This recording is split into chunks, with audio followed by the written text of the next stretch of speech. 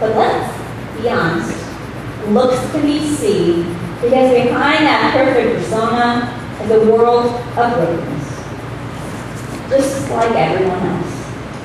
It's just that some go to great lengths to conceal their brokenness, and some people are better at hiding it than others. It's during those times when we feel the most broken and shattered that we cling on to self even more. And when we fill our lives with more stuff, whether it's food or exercise or money or long hours at work,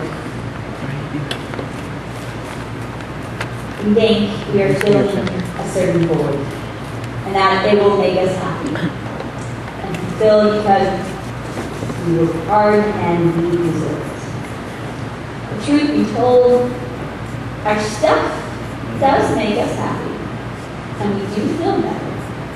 But it's only for a short-term high. Because we really have not gotten to healing the source of our brokenness. We've only put a band-aid over a gaping wound. Jesus calls us to choose a different way to live and be. In the midst of brokenness, we are not to cling tightly onto self. But we are to pour out our energy and life out towards others.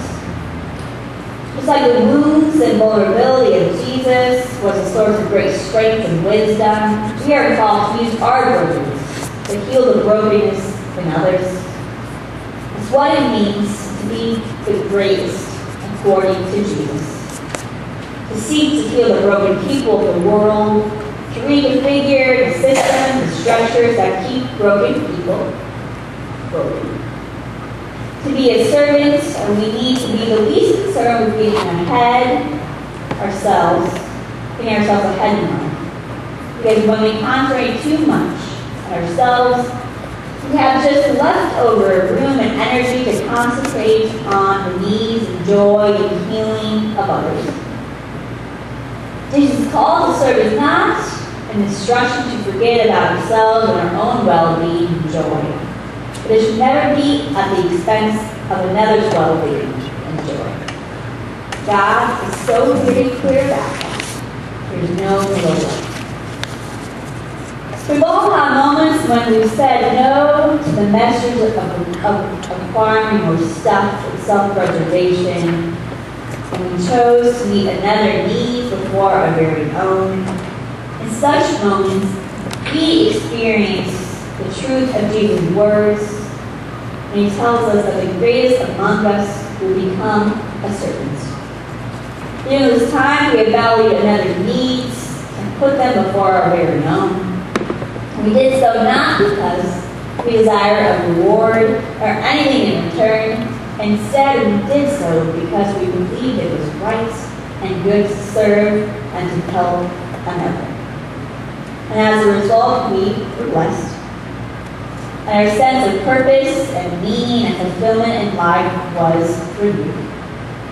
It's in those moments and times when we put another needs before our very own that we need to be reminded of time and time again, because we can forget. Because often we can be discouraged, thinking, am I doing any good? And then we start the whole unproductive cycle of looking for meaning and purpose in inappropriate and unfulfilling ways. We've all been called to serve within the parameters of our own specific gifts and abilities and passions. The ways we are called to serve might not look like that of your neighbor, and that's very much okay. It's kind of the way God intended it to be. Sometimes we fail to serve others, to fulfill another's joy before our very own, because we think we need to go big or go home. We can't cure cancer or solve the healthcare and health insurance issues in America, then what can we possibly do? Well, my answer to that is perhaps you're not called to serve in solving those big societal issues.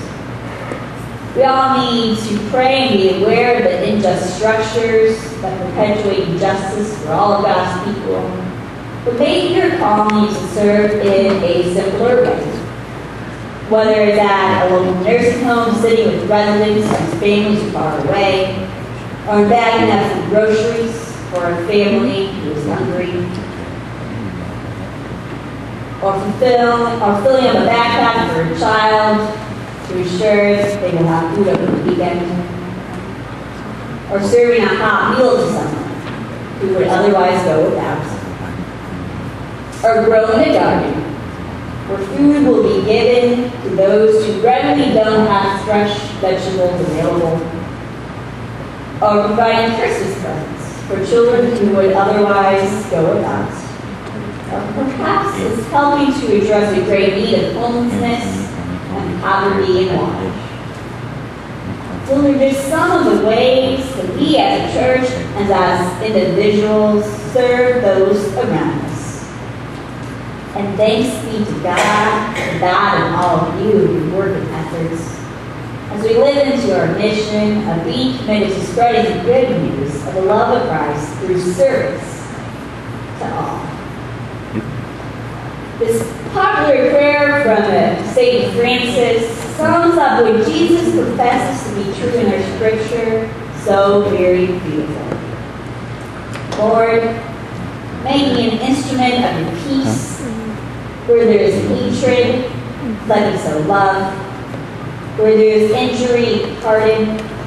Where there is discord, harmony. Where there is error, truth. Where there is doubt, faith. Where there is despair, hope. Where there is darkness, light. And where there is sadness, joy. O divine Master, grant that I may not so much seek to be consoled as to console, to be understood as to understand, to be loved as to love. For it is in giving that we receive, it is in pardoning that we are pardoned, and it is in dying that we are born to eternal life. Let it be so time and time again. And the whole church